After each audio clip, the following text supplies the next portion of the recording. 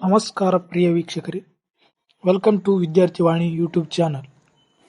ನೀವು ಮೊದಲನೇದಾಗಿ ಈ ಕ್ಲಾಸ್ ಕೇಳುತ್ತಿದ್ದರೆ ತಪ್ಪದೆ ಸಬ್ಸ್ಕ್ರೈಬ್ ಮಾಡಿ, ಹಾಗೆ ಸಪೋರ್ಟ್ ಮಾಡಿ.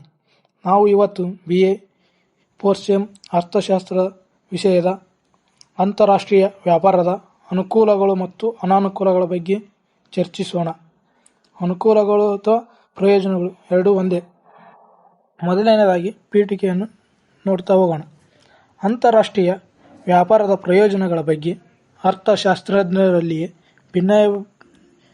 ಭಿನ್ನಾಭಿಪ್ರಾಯಗಳಿದ್ದರೂ ಸಹ ಅನುಕೂಲಗಳು ಇಲ್ಲವೇ ಇಲ್ಲ ಎಂದು ಹೇಳುವಂತಿಲ್ಲ. ಏಕೆಂದರೆ ಅಂತಾರಾಷ್ಟ್ರೀಯ ವ್ಯಾಪಾರದಲ್ಲಿ ಜಗತ್ತಿನ ವಿವಿಧ ದೇಶಗಳು ಪಾಲ್ಗೊಂಡಿದ್ದಾಗ ಒಟ್ಟಾರೆಯಾಗಿ ಈ ಕೆಳಗಿನ ಪ್ರಯೋಜನಗಳು ಲಭ್ಯವಾಗುತ್ತವೆ. ಆ ಪ್ರಯೋಜನಗಳನ್ನು ನೋಡುತ್ತಾ ಹೋಗೋಣ. ಮೊದಲನೆಯದಾಗಿ ವೈಶಿಷ್ಟ್ಯದ ಲಾಭಗಳು.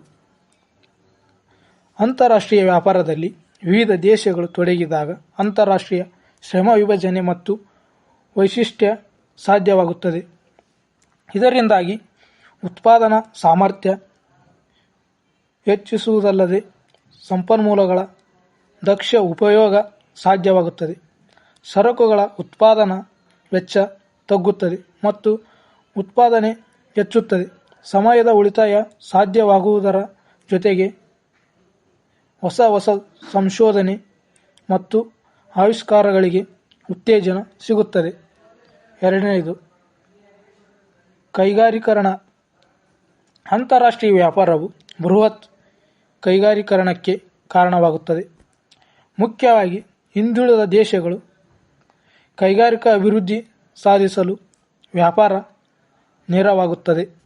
ಹಿಂದುಳಿದ ರಾಷ್ಟ್ರಗಳು ಬಂಡವಾಳ ಕೊರತೆಯಿಂದಾಗಿ ಅನುಭವಿಸುತ್ತಿವೆ.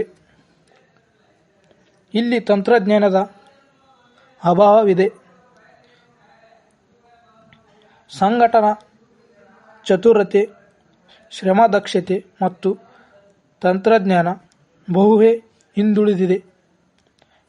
ಆದ್ದರಿಂದ ಹಿಂದುಳಿದ ದೇಶಗಳು ಅಂತಾರಾಷ್ಟ್ರೀಯ ವ್ಯಾಪಾರದಲ್ಲಿ ತೊಡಗುವುದರಿಂದ ತಮ್ಮ ಆರ್ಥಿಕ ಅಭಿವೃದ್ಧಿಗೆ ಅಗತ್ಯವಾದ ಯಂತ್ರೋಪಕರಣಗಳು, ವಿವಿಧ ಬಂಡವಾಳ, ಸರಕುಗಳು, ಸಂಘಟನಾ ನಿಪುಣತೆ, ತಂತ್ರಜ್ಞಾನ ಮುಂತಾದವನ್ನು ಸುಲಭವಾಗಿ ಪಡೆದು ಕೈಗಾರೀಕರಣವನ್ನು ಸಾಧಿಸಬಹುದಾಗಿದೆ.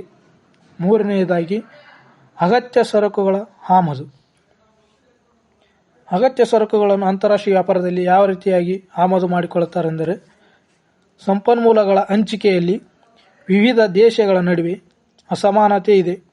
ಈ ಕಾರಣದಿಂದಾಗಿ ಯಾವುದೇ ದೇಶ ತನಗೆ ಬೇಕಾದ ಎಲ್ಲ ಸಾಮಗ್ರಿಗಳನ್ನು ತಾನೇ ಉತ್ಪಾದಿಸಿಕೊಳ್ಳುವುದು ಸಾಧ್ಯವಿಲ್ಲ. ಅಂತಾರಾಷ್ಟ್ರೀಯ ವ್ಯಾಪಾರದಲ್ಲಿ ತೊಡಗುವುದರಿಂದ ಒಂದು ದೇಶ ತನಗೆ ಅಗತ್ಯವಾಗಿ ಬೇಕಿರುವ ಸರಕುಗಳನ್ನು ಆಮದು ಮಾಡಿಕೊಳ್ಳಬಹುದಾಗಿದೆ. ಅಷ್ಟೇ ಅಲ್ಲದೆ ಉತ್ತಮ ಗುಣಮಟ್ಟದ ಸರಕುಗಳನ್ನು ಅತ್ಯಂತ ಕಡಿಮೆ ಬೆಲೆಯಲ್ಲಿ ಕೊಂಡುಕೊಳ್ಳಬಹುದು. ತಾನು ಉತ್ಪಾದಿಸಲಾಗದ ಸರಕುಗಳ ಹಾಗೂ ತಾನು ಉತ್ಪಾದಿಸಿದರೂ ಕೊರತೆಯಿಂದ ಕೂಡಿರುವ ಸರಕುಗಳನ್ನು ಸಹ ಆಮದು ಮಾಡಿಕೊಳ್ಳಬಹುದಾಗಿದೆ. ನಾಲ್ಕನೆಯದಾಗಿ ತುರ್ತು ಸ್ಥಿತಿಯನ್ನಾಧರಿಸುವುದು. ಭವಿಷ್ಯ ಅನಿಶ್ಚಿತೆಯಿಂದ ಕೂಡಿರುತ್ತದೆ. ಯಾವ ಕಾಲದಲ್ಲಿ ಏನಾಗುತ್ತದೆ ಎಂದು ನಿಖರವಾಗಿ ಊಹಿಸುವುದು ಸಾಧ್ಯವಿಲ್ಲ. ಬರಗಾಲ, ಪ್ರವಾಹ, ಭಯಾನಕ ಚಂಡಮಾರುತ ಮತ್ತು ಭೂಕಂಪಗಳು ತಲೆದೋರಬಹುದು. ಇಂತಹ ಎಲ್ಲ ಸಂದರ್ಭಗಳಲ್ಲಿ ದೇಶೀಯವಾಗಿ ಉತ್ಪಾದಿಸಿದ ಸರಕುಗಳ ಕೊರತೆ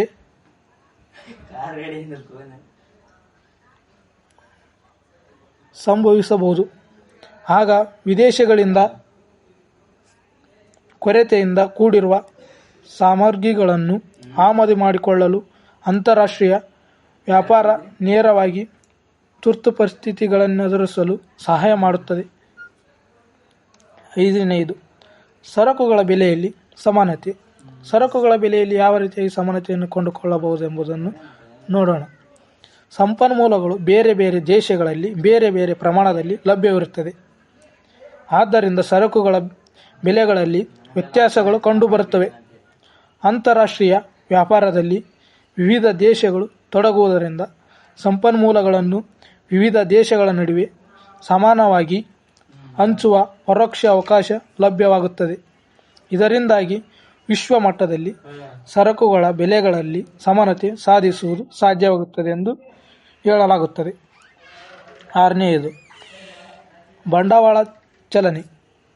ಅಂತಾರಾಷ್ಟ್ರೀಯ ವ್ಯಾಪಾರದಿಂದಾಗುವ ಅತಿ ಮಹತ್ವದ ಅನುಕೂಲವೆಂದರೆ ದೇಶಗಳ ನಡುವೆ ಬಂಡವಾಳ ಮತ್ತು ಶ್ರಮದ ಚಲನೆಯಾಗಿದೆ. ಬಂಡವಾಳದ ಕೊರತೆಯನ್ನು ಅನುಭವಿಸುತ್ತಿರುವ ಹಿಂದುಳಿದ ದೇಶಗಳಿಗೆ ಮುಂದುವರಿದ ದೇಶಗಳಿಂದ ಬಂಡವಾಳ ಹರಿದು ಬರಲು ಪ್ರಾರಂಭವಾಗುತ್ತದೆ. ಇದರಿಂದಾಗಿ ಈ ದೇಶಗಳಲ್ಲಿ ಕೈಗಾರಿಕಾಭಿವೃದ್ಧಿಯಾಗುವುದು ಹಾಗೂ ದೇಶದಲ್ಲಿ ಆದಾಯ ಮತ್ತು ಉದ್ಯೋಗಾವಕಾಶಗಳು ವೃದ್ಧಿಯಾಗುತ್ತವೆ. 7ನೇದು ಮಾರುಕಟ್ಟೆ ವಿಸ್ತರಣೆ. ಮಾರುಕಟ್ಟೆ ಯಾವ ರೀತಿಯಾಗಿ ಅಂತಾರಾಷ್ಟ್ರೀಯ ವ್ಯಾಪಾರದಲ್ಲಿ ವಿಸ್ತರಣೆಯನ್ನು ಕಂಡುಕೊಳ್ಳುತ್ತೆ ಎಂಬುದನ್ನು ನೋಡೋಣ. ಅಂತಾರಾಷ್ಟ್ರೀಯ ವ್ಯಾಪಾರದಿಂದಾಗಿ ದೇಶವೊಂದರ ಸರಕಿಗೆ ಲಭ್ಯವಿರುವ ಮಾರುಕಟ್ಟೆ ವಿಸ್ತರಣೆಯಾಗುತ್ತದೆ.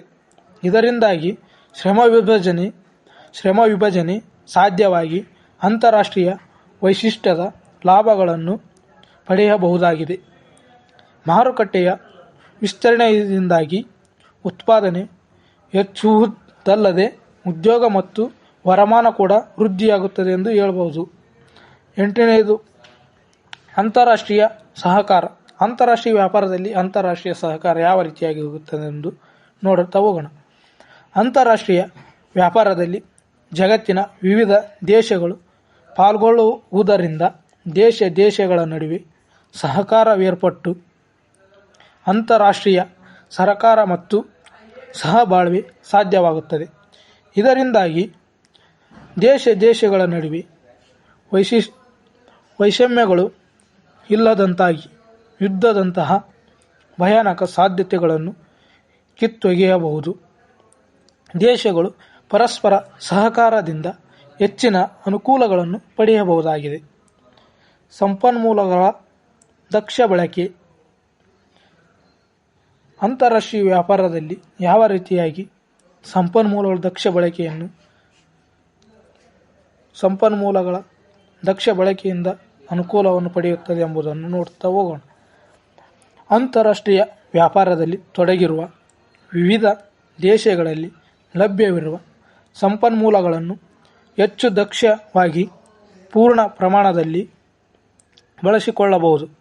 ಇದರಿಂದಾಗಿ ಸಂಪನ್ಮೂಲಗಳ ಮಿತವ್ಯಯ ಮತ್ತು ಗರಿಷ್ಠ ಉತ್ಪಾದನೆ ಸಾಧ್ಯವಾಗುತ್ತದೆ. ವ್ಯಾಪಾರ ನಿರತ ದೇಶ ತನಗೆ ಮತ್ತು ಇತರೆ ದೇಶಗಳಿಗೆ ಸರಕನ್ನು ಉತ್ಪಾದಿಸಬೇಕಾಗುವುದರಿಂದ ಉತ್ಪಾದನೆ ಹೆಚ್ಚುತ್ತದೆ. 10ನೇದು ಏಕಸ್ವಾಮ್ಯ ನಿಯಂತ್ರಣ. ಅಂತಾರಾಷ್ಟ್ರೀಯ ಮಟ್ಟದಲ್ಲಿ ಪೈಪೋಟಿ ಇಲ್ಲವಾದಾಗ ದೇಶೀಯವಾಗಿ ಏಕಸ್ವಾಮ್ಯ ಉದ್ಯಮಗಳ ಪ್ರಾಬಲ್ಯ ಹೆಚ್ಚಬಹುದು. ಆಗ ಕೃತಕ ಅಭಾವದಂತಹ ಸನ್ನಿವೇಶಗಳು ಹುಟ್ಟಿಕೊಳ್ಳಬಹುದು. ಅಧಿಕ ಬೆಲೆಯ ಮೂಲಕ ಅನುಭೋಗಿಗಳು ಶೋಷಣೆಗೆ ಒಳಗಾಗಬಹುದು. ಇಂತಹ ಸನ್ನಿವೇಶಗಳನ್ನು ಎದುರಿಸಲು ಅಂತಾರಾಷ್ಟ್ರೀಯ ವ್ಯಾಪಾರ ಸಹಕಾರಿಯಾಗುತ್ತದೆ. ವಿದೇಶಿ ವ್ಯಾಪಾರದಲ್ಲಿ ಬೇರೆ ಬೇರೆ ದೇಶಗಳ ಸರಕುಗಳನ್ನು ಅಂತಾರಾಷ್ಟ್ರೀಯವಾಗಿ ವಿನಿಮಯಿಸಲು ಪ್ರಯತ್ನಿಸಲಾಗುವುದರಿಂದ ಏಕಸ್ವಾಮ್ಯ ಉದ್ಯಮಗಳ ಪ್ರಾಬಲ್ಯ ಕುಗ್ಗುತ್ತದೆ. 11ನೇದು ಗರಿಷ್ಠ ಉತ್ಪಾದನೆ. ಅಂತಾರಾಷ್ಟ್ರೀಯ ವ್ಯಾಪಾರವು ಗರಿಷ್ಠ ಉತ್ಪಾದನೆ ಸಾಧಿಸಲು ಅವಕಾಶ ಮಾಡಿಕೊಡುತ್ತದೆ. ಇಷ್ಟೇ ಅಲ್ಲದೆ ವಿವಿಧ ದೇಶಗಳಲ್ಲಿ ಲಭ್ಯವಿರುವ ಸಂಪನ್ಮೂಲಗಳು ದಕ್ಷವಾಗಿ ಬಳಸಲ್ಪಡುವುದರಿಂದ ವಿಶ್ವದ ಉತ್ಪಾದನೆ ಹೆಚ್ಚಾಗುತ್ತದೆ ಮತ್ತು ವಿಶ್ವದ ಜನರ ಜೀವನ ಮಟ್ಟದಲ್ಲಿ ಸುಧಾರಣೆ ಇದರಿಂದ ಸಾಧ್ಯವಾಗುತ್ತದೆ. ಒಂದು ನಿರ್ದಿಷ್ಟ ದೇಶದಲ್ಲೂ ಸಹ ಮಾರುಕಟ್ಟೆ ಸಮಸ್ಯೆಯ ಪರಿಹಾರದಿಂದಾಗಿ ಗರಿಷ್ಠ ಉತ್ಪಾದನೆ ಸಾಧ್ಯವಾಗುತ್ತದೆ. ಅಂತಾರಾಷ್ಟ್ರೀಯ ವ್ಯಾಪಾರದ ಪ್ರಯೋಜನಗಳಲ್ಲಿ ಕೊನೆಯದಾಗಿ ತಂತ್ರಜ್ಞಾನದ ವರ್ಗಾವಣೆ. ಅಂತಾರಾಷ್ಟ್ರೀಯ ವ್ಯಾಪಾರದಲ್ಲಿ ತಂತ್ರಜ್ಞಾನದ ವರ್ಗಾವಣೆ ಯಾವ ರೀತಿಯಾಗುತ್ತದೆ ಎಂದು ನೋಡೋಣ. ಅಂತಾರಾಷ್ಟ್ರೀಯ ವ್ಯಾಪಾರವು ವಿವಿಧ ದೇಶಗಳ ನಡುವೆ ತಂತ್ರಜ್ಞಾನದ ವರ್ಗಾವಣೆಗೆ ಅವಕಾಶ ಮಾಡಿಕೊಡುತ್ತದೆ. ಹಿಂದುಳಿದ ದೇಶಗಳು ತಂತ್ರಜ್ಞಾನದ ಕೊರತೆಯನ್ನು ಅನುಭವಿಸುತ್ತಿವೆ. ಈ ದೇಶಗಳಲ್ಲಿ ಉದ್ಯಮಶೀಲತೆ, ಮೇಧಾಶಕ್ತಿ ಮತ್ತು ತರಬೇತಿಯ ಕೊರತೆ ಇದೆ. ಅಂತಾರಾಷ್ಟ್ರೀಯ ವ್ಯಾಪಾರವು ಈ ಎಲ್ಲ ಕೊರತೆಗಳನ್ನು ನೀಗಿ ಹಿಂದುಳಿದ ದೇಶಗಳ ಅಭಿವೃದ್ಧಿಗೆ ನೆರವಾಗುತ್ತದೆ. ಬಡ ರಾಷ್ಟ್ರಗಳು ಆಧುನಿಕ ತಂತ್ರಜ್ಞಾನವನ್ನು ಅಳವಡಿಸಿಕೊಂಡು ಗರಿಷ್ಠ ಉತ್ಪಾದನೆ ಮಾಡಲು ತುಂಬ ಅನುಕೂಲವಾಗುತ್ತದೆ. ಅಂತಾರಾಷ್ಟ್ರೀಯ ವ್ಯಾಪಾರದ ಅನಾನುಕೂಲಗಳು ಅಥವಾ ದೋಷಗಳು. ಅಂತಾರಾಷ್ಟ್ರೀಯ ವ್ಯಾಪಾರವು ಹಲವಾರು ಅನುಕೂಲಗಳ ಜೊತೆಗೆ ಕೆಲವೊಂದು ದೋಷಗಳನ್ನು ಹೊಂದಿವೆ. ಅವುಗಳು ಮುಂದಿನಂತಿವೆ. ಸ್ವಾವಲಂಬನೆಯು ಸಾಧ್ಯವಾಗುವುದಿಲ್ಲ. ಎರಡನೆಯದು, ಸಂಪನ್ಮೂಲಗಳು ಬೇಗ ಬರಿದಾಗುವ ಸಾಧ್ಯತೆ ಹೆಚ್ಚಿರುತ್ತದೆ. ಮೂರನೆಯದು, ಆರ್ಥಿಕ ಪೀಡೆಗಳ ಸುಲಭ ವರ್ಗಾವಣೆ. ಡಿ. ಹಿಂದುಳಿದ ದೇಶಗಳ ಕೈಗಾರಿಕೆಗಳ ಅವನತಿಯ ಸಾಧ್ಯತೆ. ಹಾನಿಕಾರಕ ಸರಕುಗಳ ಆಮದು. ವಿದೇಶಿ ಮಟ್ಟದಲ್ಲಿ ಅನಗತ್ಯ ಪೈಪೋಟಿ. ಕೊನೆಯದಾಗಿ, ದೇಶಗಳ ನಡುವೆ ಅಶಾಂತಿ ಮತ್ತು ವೈಷಮ್ಯ. ಈ ವಿಡಿಯೋ ನಿಮಗೆ ಇಷ್ಟವಾದರೆ ಲೈಕ್ ಮಾಡಿ, ಸಬ್ಸ್ಕ್ರೈಬ್ ಮಾಡಿ, ಹಾಗೆ ನಿಮ್ಮ ಫ್ರೆಂಡ್ಸ್ಗೆ ಶೇರ್ ಮಾಡಿ. ಮುಂದೆ ಇದೇ ಥರ ಬೇರೆ ಬೇರೆ ಸಬ್ಜೆಕ್ಟಿನ ವಿಷಯಗಳನ್ನು ಚರ್ಚಿಸೋಣ.